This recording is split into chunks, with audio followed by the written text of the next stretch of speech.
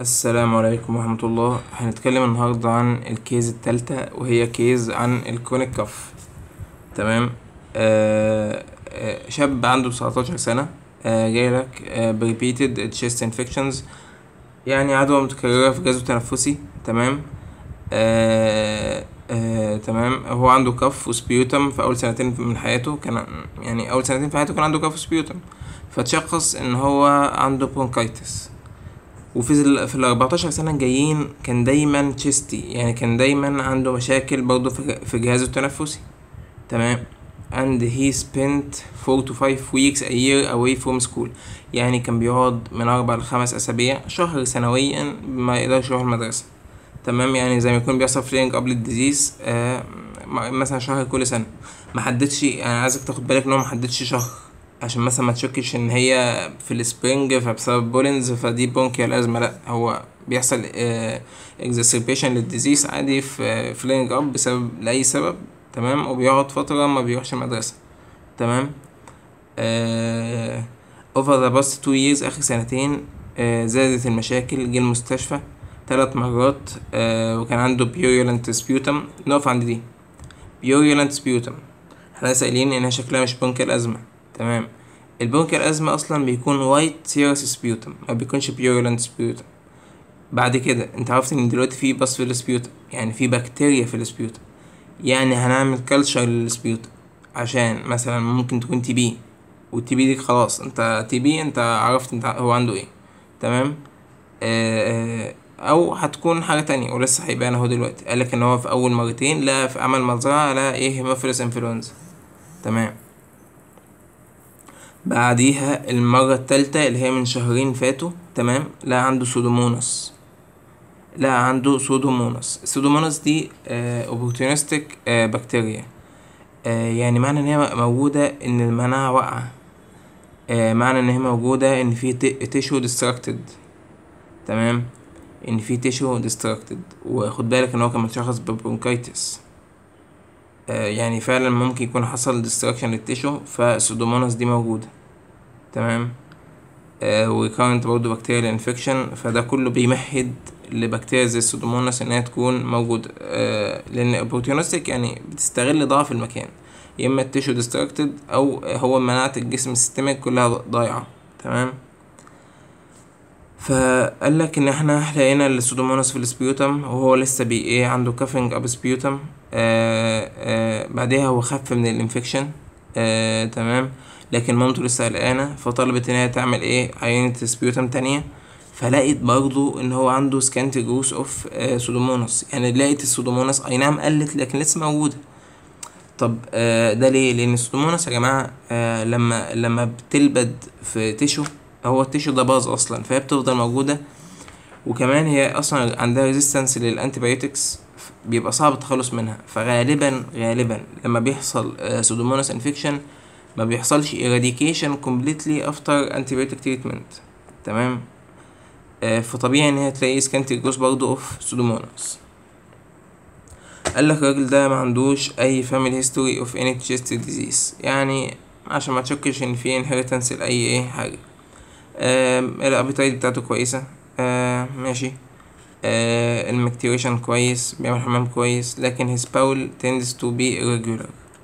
تمام. نكمل.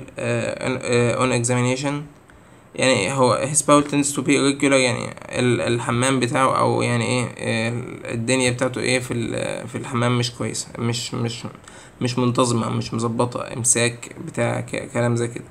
تمام. قالك ان هو بيلاقي فيه inspiratory crackles. يعني الاكزامينيشن برضه لان هو سن بيوينج 48 كيلو. يعني في الاخر مش بتindicate حاجه معينه، مش حاجه مش كشكتك مثلا يعني. تمام. قالك ان هو لو عنده ايه كراكلز في الابر زون. الكراكلز دي يا جماعه هرسم لكم رسمه كده. انت عندك دلوقتي دي الالفيولاي بتاعت اللنج. تمام. انت عارف ان اللنج فيها الفيولاي. تمام. فدلوقتي الالفيولاي دي لو بقى فيها فلويد، تخيل بقت مليانه زي الفلويد، بتفكر بايه؟ ان حاجه عامله زي كده، يعني بالشكل زي البالونه كده مليانه فلويد. الشيشه، يعني انت هتشوفها تفتكر الشيشه بالظبط. الشيشة انت بتنفخ فيها هواء، الهواء بينزل في المية يعمل صوت كركرة ويطلع تاني. نفس القصة الالفيولاي بيخش لها الهواء يعدي على المية يخترق المية كده فيعمل صوت الكركرة ويطلع تاني. تمام. فهو ده سبب الكراكلز. الكراكلز دي اللي هي الكركرة اللي انت بتحسها لما بتاخد نفسك وانت عيان. يعني انت اكيد طبعا عارفها يعني. تمام. فمعنى ان انت لقيت كراكلز في الابر زون، فده ممكن ده معناه ان انت عندك ايه فلويد في الالفيولاي في الابر زون اوف ذا لانج. تمام. تمام. نرجع نكمل. قالك بعد كده ان هو عمل تشيست اكس راي. تمام. نيجي بقى نشوف التشيست اكس راي اللي هو عمله. اهو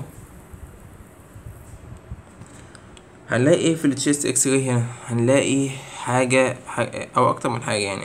هنلاقي هنا عندك لو بصيت عند الهايلم هتلاقي انفلتريتس كتير، ده معناه ان في بالمونري هايبرتنشن. طب ليه بالمونري هايبرتنشن؟ يعني حاليا احنا قلنا ان هو ايه برونكيتك. لو بصينا في الابر زون هنلاقي حاجة كده مدورة. هقولك دلوقتي في ليه بالمونري هايبرتنشن. هنلاقي ان انت عندك signature appearance، او يعني شايف الدايرة دي اللي دايرة بيضة جواها نقطة ابيض منها. تمام. دي بتكون dilated برونكاي. تمام. جو يعني جنب فيسل او بلاد فيسل صغير. تمام. فكونها دايليتد فباينه كده ان هي واسعه جواها نقطه بيضه، دي هي ده البلاد فيسل. تمام. السيجنت رينج ابيرنس ده او يعني الرينج شادو ده بيقول لك ان انت عندك برونكيال دايلاتيشن. تمام. بس كده لا، انت هتلاقي برضو، شوف انت شايفها كام واحده في الابر زون؟ شايف ادي 1 2 في الابر زون. تمام. على الناحيتين. وكمان هتلاقي في الابر زون اكتر من الباقي، يعني التشيست فيه اي نعم بس مش زي الابر زون. الابر زون مليانه خطوط بيضة طالعه لفوق، دي بنسميها ترام لايك تراكس. تمام. دي برضو معناها ان انت عندك ثيكنينج في البرونكاي، ان البرونكيال وول ثيكند تخين، فبقى عامل الخطوط البيضة الطويلة دي. تمام. وانت شايفها فعلا يعني هي موجودة في كل حتة، لكن هي موجودة اكتر باينة مغطية تقريبا على الابر زون كلها. ده غير ان انت عندك 2 signet ring appearance هنا في الابر زون. فده بيقولك ايه؟ ان انت عندك برونكيكتيزس. تمام. فالبرونكيكتيزس دي معناها ان انت عندك دلوقتي ان البرونكاي dilated و thickened. طب لما تبقى البرونكاي dilated و thickened وكمان ان الاكسجين اللي فيها اللي بيعدي منها هي بتبقى مليانه ميوكس، عشان تبقى فاهم. فانت عندك اولا في البرونكيكتيزس عندك بيكون السيليا ديستراكتد، عندك دايليتد برونكاي، عندك ان هي مليانه ميوكس، فبقت اليومن ضيق. يعني هوريك برضو رسمه كده ليها. انت عندك ده كده البرونكاي الطبيعيه عامله كده، والابيثيليوم رسمه حقيقيه يعني. فاليومن شايف اهو ده كده ده كده كل اليومن. تمام. لو حصل لها بقى برونكيكتيزس هتلاقي كبرت كده. تمام. بقت دايليتد لكن بقت ثيكند برضو. يعني شوف الاول هنا بقى كان قد كده، هنا بقى قد كده، وبقت مليانه بقت مليانه ميوكس. كل ده ميوكس، ويا دوبك الحته اللي انا معلم لك عليها بالاحمر دي هي اليومن اللي بقى ضيق. تمام. اي نعم هي دايليتد من بره لكن اليومن ضيق. طب ده برضو ليه ده يعمل بالمونري هايبرتنشن؟ اولا انت عندك دلوقتي في كابيلاريز ماشيه جنب البرونكيولز في اللنج، فتخيل لما البرونكيولز دي تبقى ثيكند تتخن، هتضغط على على الكابيلاريز دي نقطه. فلما تضغط على الكابيلاريز يعني كأن حاجه سد الكابيلاريز في اللنج، فيبدا يحصل هايبرتنشن، هتاثر على الكبير على الارتريولز والارتريز وكده، فيبدا يحصل هايبرتنشن. كمان حاجه ان دلوقتي قلت لك ان اليومن بقى ضيق، وممكن اصلا يكون عندك زي ما قلنا في كاكلز، يعني في فلويد في الالفيولاي، يعني دلوقتي ما بيحصلش اكسجين برفيوجن في اللنج كويس، ففيها هايبوكسيا. فالهايبوكسيا اصلا هتعمل لك فازو كونستريكشن، فده كله هيعمل لك ايه؟ بالمونري هايبرتنشن. فاحنا دلوقتي شايفين ايه؟ برونكيكتيزس في الابر زون، وشايفين بالمونري هايبرتنشن. طب نستفيد ايه برضه من الكلام ده؟ ان البالمونري هايبرتنشن ده مجرد كومبليكيشن للبرونكيكتيزس. طب ايه اللي يخلي البرونكيكتيزس تحصل في الابر زون؟ على فكرة غالبا البرونكيكتيزس ما بتحصلش في الابر زون الا في حالة واحدة، او يعني غالبا بتحصل في ديزيز معين، وهو السيستيك فايبروزس. تمام. فده يشككنا قوي، يعني انت تعمل تشيست اكس راي للعيان وتشوفه كده، انت هتشك اكتر حاجه في السيستيك ايه فايبروزس. تمام. فبعد كده هتبدا برضو ايه تفكر في الهيستوري اللي انت كنت شايفها اصلا من شويه.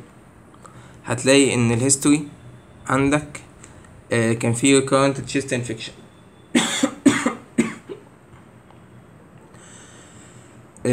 recurrent chest infection ده يعني typical، يعني مفيش cystic fibrosis يحصل في اللنج الا ولازم يحصل معاه recurrent chest infection. طب هو اصلا ليه يحصل recurrent chest infection في السيستيك فايبروزس؟ لان السيستيك فايبروزس ده عباره عن ايه؟ عباره عن ان انت هو genetic disease. تمام. ده اولا genetic disease بيخلي، ثواني بقى ايه نرسمها لكم كده.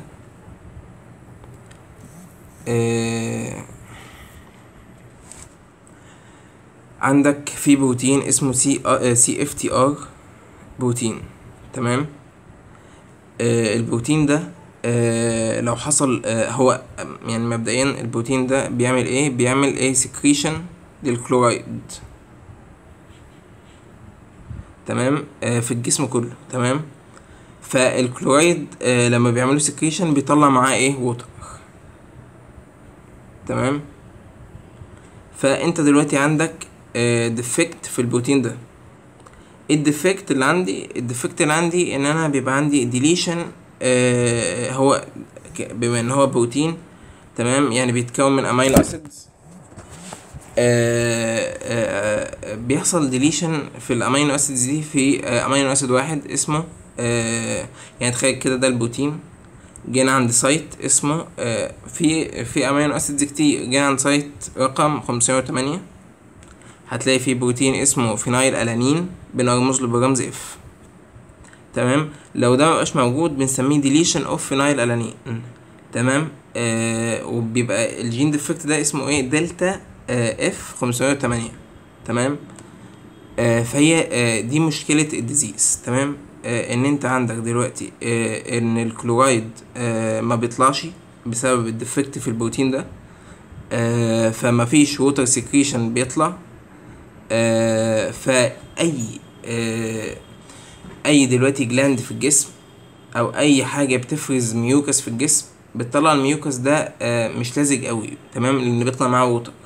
فتخيل دلوقتي أنت الووتر ما بتطلعش بسبب الديفكت في البروتين ده، اللي هو المفروض بيطلع كلورايد، بيعمل سكيشن الكلورايد في الميوكس فبيطلع معاه ميه، فبيقلل ميه فبيقلل لزوجة ايه؟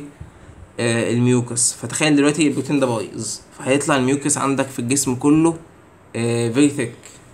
تمام.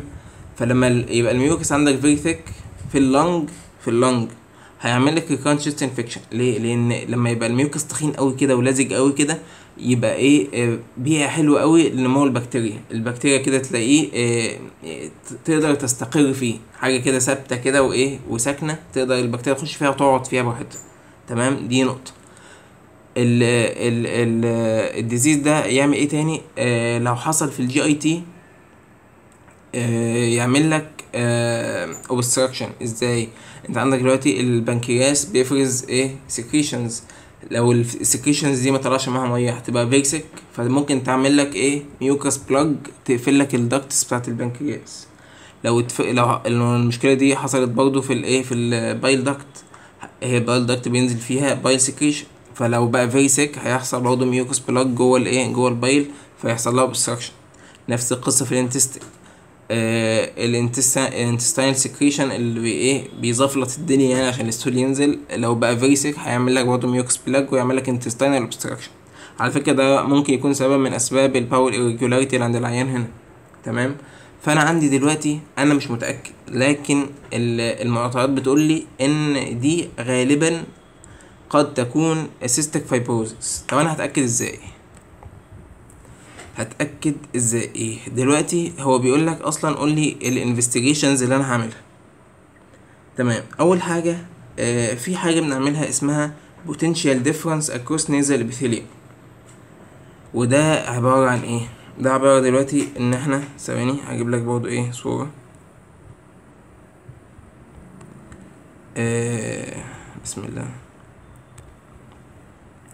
هنا الصوره دي مثلا انت هنا عندك عندك ده تخيل ده النزل الابيثيليوم جوه مناخيرك في الابيثيليوم.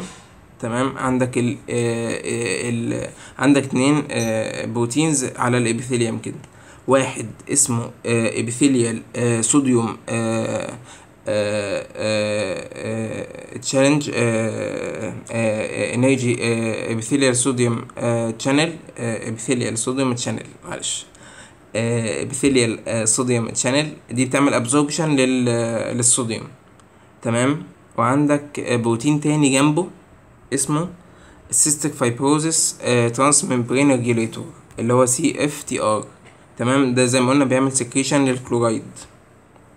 فدلوقتي ده باظ زي ما انت شايف اهو معمول عليه اكس. CFTR ده باظ، ما بقاش بيحصل سكريشن للكلورايد. تمام. فهو اصلا كان لما بيعمل سكريشن للكلورايد كان الكلورايد ده يقوم يمسك في الصوديوم. تمام. هو يعني بص قبل كل ده انت دلوقتي على الاكسترا سيلولار سيرفيس انت دلوقتي بتعمل ابزوربشن للصوديوم وبتفرز ده في الشخص السليم بتفرز كلورايد وبتمتص بتعمل ابزوربشن للصوديوم. فده بيعمل بيعمل نيجاتيفيتي على الاكسترا سيلولار سيرفيس. فانت لما بتيجي تشوف البوتنشال ديفرنس بتلاقي بتلاقيه نيجاتيف. تمام. في الديزيز بتاعنا بقى في الديزيز بتاعنا هتلاقيه مور نيجاتيف. تمام. يعني المفروض ان هو نيجاتيف لدرجه معينه، لا انت هتلاقيه مور نيجاتيف. ليه مور نيجاتيف؟ لان انت لما كنت بتعمل سكريشن للكلورايد كان بيمسك في الصوديوم في اليومن او في الاكسترا سيلولار كده على سطح الخلايا، كان بيمسك في الصوديوم فبيقلل الابزوربشن اللي انا بعمله. تمام. لكن لما تيجي تحت هتلاقيه بقى السهم تخن، يعني بقى بيعمل ابزوربشن للصوديوم كتير. ليه؟ لان ما بقاش بيفرز له كلورايد يمسكه. تمام. انا كنت بفرز كلورايد يطلع يمسك في الصوديوم على سطح الخليه بحيث ان انا ما اقدرش اعمل له ابزوربشن. فالنسبه اللي انا بعمل لها ابزوربشن بتبقى قليله. تمام. انا دلوقتي ما بقتش بفرز كلورايد يمسك في الصوديوم، فانا بقيت عمال اشفط في الصوديوم كله، عمال اشفط في الصوديوم لحد ما زادت قوي النيجاتيفيتي اللي موجوده على الاكسترا سيلولار سيرفيس. فانا لما اعمل البوتنشال ديفرنس اكروس نيزل ابيثيليوم بلاقي ان النيجاتيفيتي في زايده. ده تيست. تمام. ده تيست من التستات اللي انا المفروض اعملها عشان اتاكد دلوقتي ان ده cystic fibrosis. طب في تيست تاني اعمل جينيتك ستادي. مش انا قلت لك ان انا بيبقى عندي البروتين اللي هو CFTR ده اللي هو cystic fibrosis transmembrane regulator في هو ده عباره عن بروتين موجود على السيرفس. اللي هو البروتين ده بيتكون من امينو اسيدز. فلو انا عندي امينو اسيد واحد منهم في السايت رقم او الموقع رقم 508، تمام، او الامينو اسيد حتى رقم 508 اللي هو اسمه فينايل الانين مش موجود، حصل له ديليشن، اتمسح، ما بقاش موجود، وانا بصنع البروتين ده ما صنعتش الفينايل الانين. تمام. فاعمل جينيتك ستادي واشوف هل انا عندي مشكله فعلا في الجينز اللي بتصنع البروتين ده. تمام. يعني ان هي اصلا انت لو عندك مشكله في الجينز خلاص البروتين ده مش هتصنع في جسمك كله. تمام. فلما اعمل جينيتك ستادي هلاقي حاجه اسمها دلتا اف 508. تمام. اللي هي فينايل الانين في سايت 508 مش موجود. تمام. ما بتصنعش. تمام. ده هلاقيه في الجينيتك ستادي. تمام. دي يعني الجين اللي بيصنع لي البروتين ده ما بيصنعش فينايل الانين. تمام. فانا كده عرفت ان المشكله فعلا cystic fibrosis. في برضه حاجة تانية، انا زي ما قلت لك ان ال CFTR او ال cystic fibrosis cystic fibrosis transmembrane regulator بيعمل سكيشن للكلورايد. ففي بقى في مكان تاني وهو السويت جلاندس، هو ما بيعملش سكريشن، لا ده بيعمل ري ابزوربشن كمان. تمام. فانت عندك دلوقتي ادي السكن، تمام، طالع منها سويت جلاند. السويت جلاند دي هتطلع لك ايه؟ هتطلع لك سويت عرق. العرق ده بيكون فيه صوديوم وكلورايد، تمام، صوديوم وكلورايد. فدلوقتي السويت بيكون فيري سولتي، يعني بيكون مالح قوي. فانا اعمل ايه؟ تقوم السويت جلاند دي برضو تعمل عن طريق البروتين اللي اسمه CFTR. الطبيعي ان هو بيعمل ايه؟ سكيشن الكلورايد. لا، هنا بقى هيعمل حاجه تانية اسمها ري ابزوربشن الكلورايد. المفروض ان هو يروح يري ابزورب الكلورايد فيقلل ملوحيه العرق، تمام، يخليها هيبوتونيك، تمام. فلو انا عندي ديفكت في البروتين ده، لا ده انا هلاقي ان السويت عندي فيري سولتي، او هلاقي هاي الكترولايت في السويت، تمام. فانا دلوقتي عندي 3 حاجات بعملهم في العيان ده. اولهم ان انا بعمل السويت الكترولايت، وبعمل جينيتك ستادي، بشوف لو انا عندي ديليشن فعلا عندي في الفينايل الانين. عندي الفينايل الانين الجينز ما بتصنعوش، في مشكله ميوتيشن في الجينز بتاعتي ما بتصنعليش فينايل الانين، تمام. وهعمل اخر حاجه اللي هي البوتنشال ديفرنس اكروس نيزل ابيثيليوم، ان انا هلاقي ان النيزل ابيثيليوم البوتنشال ديفرنس المفروض ان هو بيكون نيجاتيف، لا ده انا هلاقيه مور نيجاتيف، هلاقيه ايه؟ مور نيجاتيف، تمام. فالحاجات دي لو انا عملتها وتاكدت بقى ان في سيستيك فايبروزيس، يبقى انا كان تشخيصي في الاول صح. ان انا لما لقيت ان البرونكيكتيزس في الابر زون، وان هو عنده ريكارنت chest انفكشنز، يبقى دي كانت فعلا زي ما انا قلت سيستيك فايبروزيس، تمام. وبس كده، واتمنى اكون فدتكم. ولو حد عنده اي حاجه نفسه يقولها بس والسلام عليكم.